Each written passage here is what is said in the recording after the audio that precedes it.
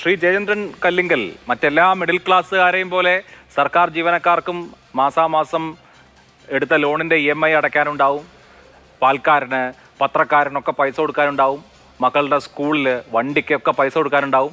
അപ്പോൾ ഇതൊക്കെ മാസത്തിൻ്റെ ആദ്യം ചോദിക്കുമ്പോൾ കേന്ദ്രം സംസ്ഥാനത്തെ ഞെരുക്കുകയാണ്, ഇത് സഹകരണ ഫെഡറലിസത്തിൻ്റെ അന്തസത്തയ്ക്ക് വിരുദ്ധമാണല്ലോ എന്ന് പറഞ്ഞാൽ അവരൊക്കെ കേൾക്കുമോ?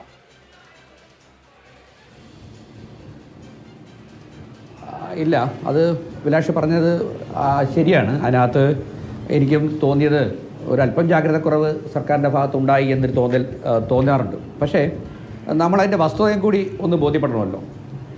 കേന്ദ്ര ഗവൺമെൻറ് സർക്കാരിനോട് കാണിക്കുന്ന നയത്തെ സംബന്ധിച്ച് നമ്മൾ ഇന്നും ഇന്നലെയും എല്ലാം ചർച്ച ചെയ്ത് തുടങ്ങിയത്.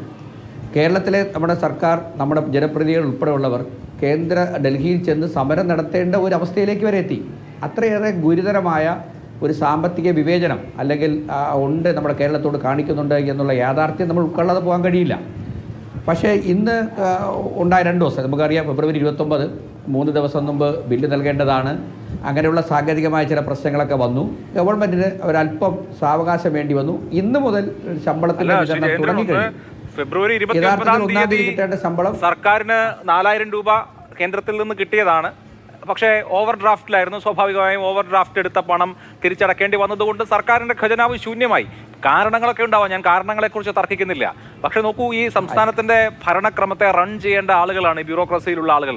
അവർക്ക് പോലും ശമ്പളം കൊടുക്കാൻ കഴിയുന്നില്ല എന്ന് വരുന്നത്. പെൻഷൻകാരുടെ കാര്യം വേറെ, അവർക്ക് ശമ്പളം കൊടുക്കാനോ ഈ ബില്ലുകൾ മാറേണ്ട സമയത്ത് ബില്ലുകൾ മാറാതിരിക്കുക, അങ്ങനെ സമ്പൂർണ്ണമായി ട്രഷറി സ്തംഭിക്കുന്നത്, സംസ്ഥാനത്ത് സമ്പൂർണ്ണമായ സാമ്പത്തിക സ്തംഭനം ഉണ്ടാവുന്നത് എത്ര ഗുരുതരമാണെന്നുള്ളതാണ് നമ്മളിപ്പോൾ മുമ്പിൽ കാണുന്ന പ്രശ്നം. അല്ല, അത് നമ്മളത് തള്ളിക്കളയുന്നില്ല. ആ വിഷയം യാഥാർത്ഥ്യം നമ്മൾ ഉൾക്കൊള്ളുന്നതെന്നാണ് പറഞ്ഞത്. ആ യാഥാർത്ഥ്യം എന്ന് പറഞ്ഞാൽ കേന്ദ്ര ഗവൺമെൻറ് സ്വീകരിക്കുന്ന സംസ്ഥാനമുണ്ട്, കേരളത്തോട് മാത്രമല്ല. ആ യൂണിയൻ ഗവൺമെൻറ് എന്ന് പറയുന്ന യൂണിയൻ ഗവൺമെൻറ് അല്ലാതെ മറ്റൊരു തരത്തിൽ മറ്റ് സംസ്ഥാനങ്ങളെ സാമ്പത്തിക ഉപരോധത്തിലേക്ക് തള്ളിവിടുന്നതിൻ്റെ ഒരു അടിസ്ഥാനപരമായ പ്രശ്നം നമ്മൾ കാണാതെ പോകരുത്. അത് തുടർച്ചയായി വരാൻ സാധ്യതയാണ് നമ്മൾ കാണുന്നത്. സംസ്ഥാനങ്ങൾക്ക് തനതായ വരുമാനങ്ങൾ കുറയുന്നു. നമുക്ക് ലഭ്യമാകേണ്ട ധനാഗമ മാർഗ്ഗങ്ങളെല്ലാം കേന്ദ്രം കൈയടക്കുന്നു. അവർ നൽകുന്ന പണം കുറയുന്നു. നോക്കൂ, കേരളത്തിൽ നിന്ന് 1 രൂപ കൊടുത്താൽ 46 പൈസ കിട്ടുന്നു. മറ്റ് സംസ്ഥാനങ്ങൾ, ഉത്തർപ്രദേശ് ഉൾപ്പെടെ സ്ഥലങ്ങൾ 1 രൂപ 72 പൈസ ലഭിക്കുന്നു. ഇങ്ങനെ ധാരാളം കണക്കുകൾ